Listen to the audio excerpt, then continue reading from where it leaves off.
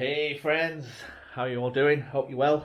Just a quick one this time, I promise. Although I said that about the last time, I only did 2 records, which was about 2 weeks ago when I got a mail call and I ended up talking for about 20 odd minutes. But I'll promise to try and keep this short. So, just a quick one. I popped into HMV and they've got this 2 for 40 offer on, and I thought I'll have a look. And yeah, they got me. They've got, if you're interested, they've got a lot of Pink Floyd, which remastered by Bernie Grundman and from the original analog tapes as well. And so 2 for 40, you can't go wrong really. So what did I get? Obviously, one of them I got was Pink Floyd. Oh, my hair's stuck in the bloody cover. Wish You Were Here. And I'm not going to open this up purely because it's a real ball ache to get back in. So I can open this bit up. I'm not going to take it all out and show you. So it comes in like a little black plastic bag with a nice sticker on the front there. Then inside it's got the cover with the guy on fire by Hypnosis, the very famous cover, and also included is a postcard, which is nice.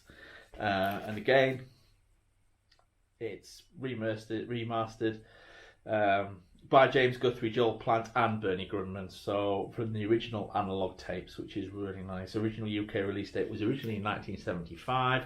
So this, I'm not sure if this is, so it's a 2016 re-release. They had The Wall. They had another one in there whose name escapes me, but it was one of the older ones.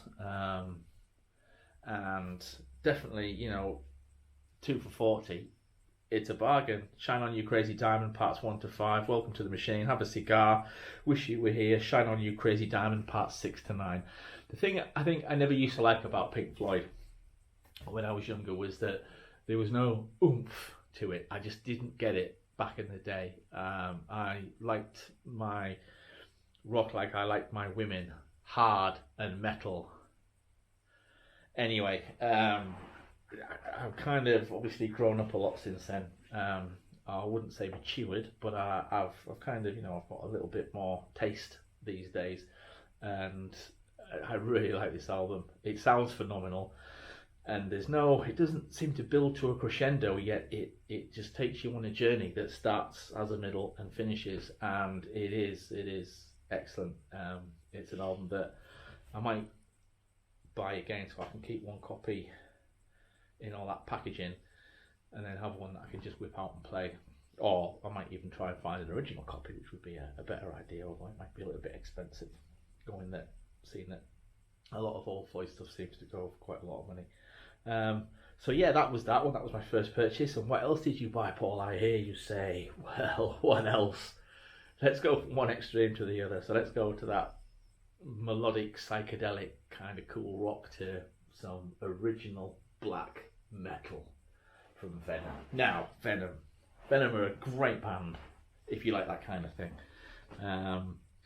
I was lucky enough to see them in their heyday back in the 80s. I got 2 tickets up there, and I remember it was a three band bill: Chariot, the Toothbrush Clan, Chariot, and Exodus. And I remember because we saw them at the Apollo, I think it was. If my good friend Craig is there, he might be able to remember. It was the Apollo in the City Hall, I think, and I'm sure there was a few of us down the front, and me and my friend Nige, we managed to tie the then lead singer Paul Bailoff of Exodus. We managed to tie his shoelaces together, but he didn't fall over, bastard.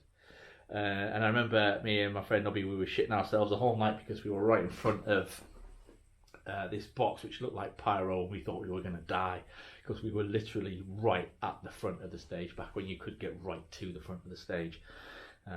Obviously you can't do that now because idiots going up and shooting people on stage, and that is sadly a thing.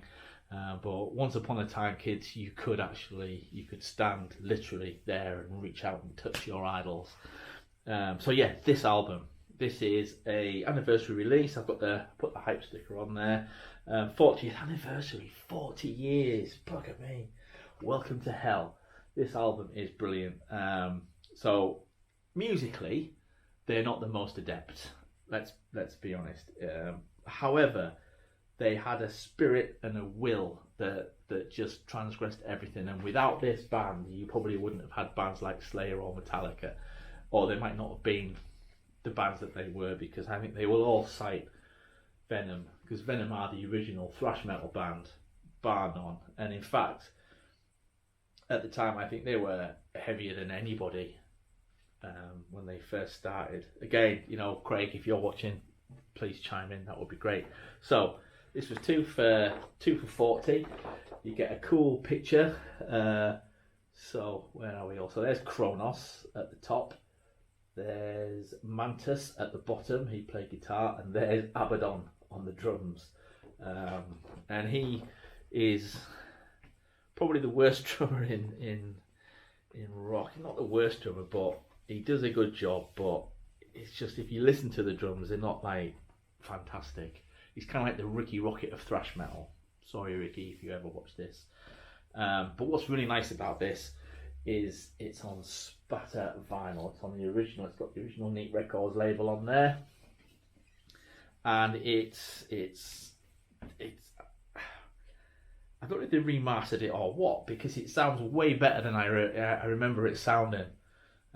It does sound phenomenal. I mean, you're either going to like this album or you're going to hate it. There is no middle ground. You're not going to say, well, it's all right. You're going to say, wow, that is brilliant. Or you're going to say, no, that is absolute dog shit. So we've got Sons of Satan, Welcome to Hell, Schizo, Mayhem with Mercy, Poison, Live Like an Angel, Die Like a Devil. And B-side, we've got Witching Hour, 1000 Days in Sodom, which is a great track, Angel Dust, which is a great track, one of my personal favourites, In League with Satan, and then Red Light Fever.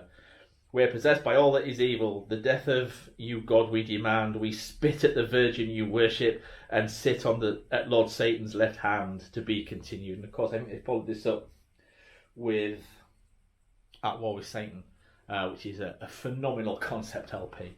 And it does say on this side, if this LP is scratched, warped, or defaced in any way, please throw it away and buy a new one, which is just perfect marketing, I would say. So recorded at Impulse Studios in Newcastle, England. Produced with Keith Nicol and Venom, except tracks in League with Satan and Live Like an Angel. And yeah, Jeff Barton of Sounds and the Increasing Mighty. So Jeff Barton also, he wrote for Kerrang as well, I remember. And the Increasing Mighty Legions Everywhere, not forgetting Mike Lewis and David Wood. So yeah, this is a great album. If you want to try something that's a little bit different, just to say you've got something a little bit different in your collection, go and buy this. Seriously, it is a cracking album, and listening to it brought back so many memories, because I couldn't believe that actually I don't have any Venom in my I used to have the black metal.